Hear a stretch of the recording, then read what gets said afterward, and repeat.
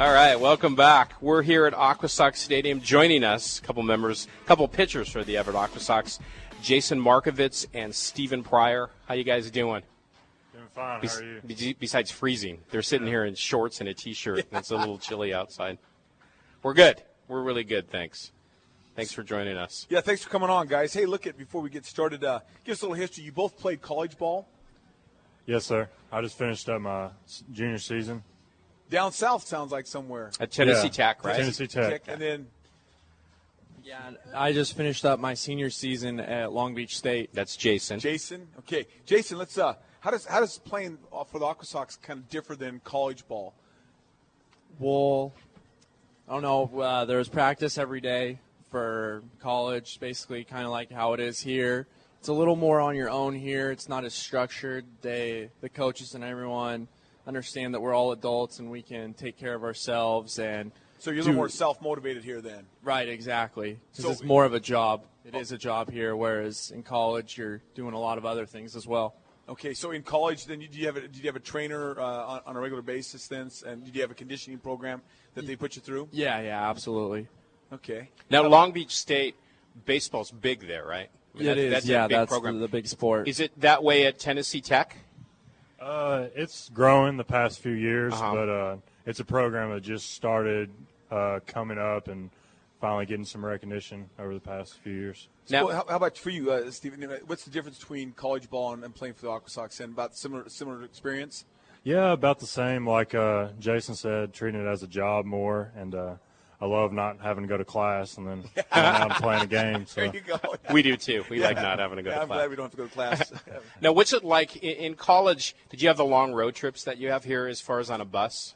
Yeah, we would go on some road trips from Tennessee down to southern Alabama, northern Florida. So, I mean, we're 8 to 12 hours on a bus just like we are here, but we get a day off to practice before we'd actually play. And here you ride play. off the bus and going into a game. So what's that like? What do you do? Yeah, I mean, you get off the bus and then what is there, like a couple hours before you have to play? Yeah, usually we get in around like noon, have a couple hours to eat, then head to the field 2:30 to 3. So, I mean, it's not much time. So normally for a 7:05 game, you're starting to work out, kind of warm up 2:30 or 3 o'clock. Right. And what about a pregame? Is there a pregame meal? I mean, do you have any favorite or any kind of superstition? I go to the Subway a lot. I keep them in business. So. There's one handy here. It's just right across Yeah, the it's street. just right here. Yeah. How about you, Jason? You have a pregame meal or any kind of ritual? No, I just need to make sure I have some food in me. So Uh-huh. that's about it. Not real picky with that. So you guys are doing these self-directed workouts now, and so what kind of workout are you doing during the season to kind of keep in shape, particularly your arm and your upper body fit?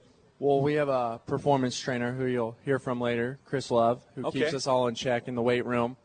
And, yeah, he takes care of us that way. You know, Maury and I had a chance to talk to a gentleman by the name of Jamie Moyer. Right. And Jamie's like 47 years old, still throwing in the bigs, and we talked to him about his workout program. He does a lot of core, and he really said through the years he's discovered a lot of core workout. He does a lot of core strength. Are you guys doing a lot of core work? Yeah, we do. We do a lot of core strength, stabilization. So, And you know, I've always watched baseball. I've always watched the pitchers. Everybody else is taking fielding practice. You guys are always running. Are you still running as much as you used to? no, we're not running as much anymore. No. Okay, is that good or bad? I hate running, so I like it. Is there any pitcher that likes running? I don't think so. Now, are you guys on a pitch count? And were you on a pitch count in college? Well, I was always a reliever, so okay. a pitch count never was Right. really a big deal or an issue. So, And you? Same with me. In college, I was a closer, so Uh-huh. 1-2 innings was always what I was going out there to throw. So. You know, I'm just curious for those people might be listening. How do you become a closer? What makes you a closer? What makes you a mid-game pitcher and a starting pitcher? What's the difference? What are they looking for? At this level, more, I guess, a long relief guy is just somebody can come in and get you, try to get you 3-4 scoreless innings if the starter's having a rough outing. Whereas a closer, he's max effort, maybe for an inning or two, and just going out there and trying to keep the game. And here you're starting, aren't you?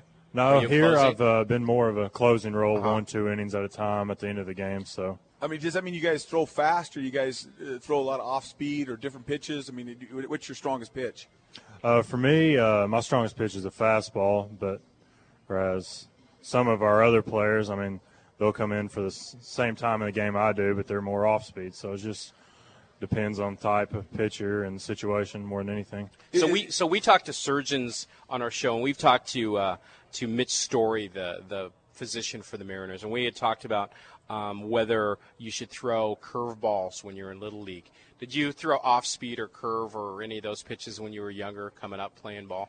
I actually didn't start pitching until my senior year of high school, and I didn't start throwing breaking pitches till my freshman year of college. So I haven't really had much experience with Jason? that. For the kids growing up, there were guys on my college team that were starting, and they only had a fastball and a changeup. So for all those kids that think they need to throw a curveball, I really don't think they need to. A fastball and a changeup, if you can locate it and keep it down, is all you need, even in the college level. Right. A good point. Yeah. You know, we've had a lot of people on our show, physicians, talking about adult injuries occurring in young kids now, just because of that very reason. Kids throwing the wrong pitch, their body's not mature enough, not ready for it. So the rule of thumb we use is you should have facial hair before you start throwing curveballs or any kind of thing. So fastball and change is probably a pretty good pitch then. Yeah, I think that's all they need. So. I'm curious, have you guys noticed any particular thing in your workouts that have you've noticed really has enhanced your ability to throw and participate in the game? I mean, you know, we just talked about core. What about weight training? Do you do anything in the off season? And what is your season? How long do you guys play? Well, this is a short season, so it's about 72 games, and in addition to our college, which was close to 60. And I'm not sure what the off-season program will be like here. In season is a lot of stabilization and mobility stuff, and I've actually noticed a big difference in balance and all that, and that's really helped out a lot. Okay. So what are your plans, both of you then? This season ends in September, is that right? It does, yeah. September. So where will you go from here? Maybe instruct if they invite me there. Okay. If not, I will just go home and work out and stay in shape. Okay, got it, yeah. And for me, I'll head back home to Tennessee and just keep working hard and get ready for spring training next year. Got it. That's awesome. Well, wow. Jason Markovitz, Stephen Pryor, thanks for joining us. We want to bring in quickly new performance specialist and conditioning coach for the Aquasox, Chris Love. How are you? Good. How are you? Good. Chris, how long you been working as a performance specialist? Just started this year. I graduated college in May, and then got the job here. Went to Arizona for a few weeks, and then joined the Aquasox when they broke camp. So you were in spring training with the Mariner organization? Extended spring training. Okay. But June 1st to about June 14th, I was down there with them. And so what's your background? You just sound like you just got out of school. And your background is in exercise performance? I majored in biology at school. They didn't have an exercise science major.